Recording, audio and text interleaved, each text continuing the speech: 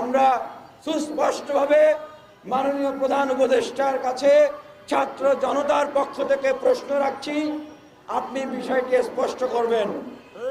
আপনি কাদের ম্যান্ডেট নিয়ে আপনি প্রধান উপদেষ্টা হয়েছেন? অন্যান্য উপদেষ্টাদের কাছে আমাদের জিজ্ঞাসা, আপনারা কাদের ম্যান্ডেট নিয়ে আপনারা উপদেষ্টা হয়েছেন?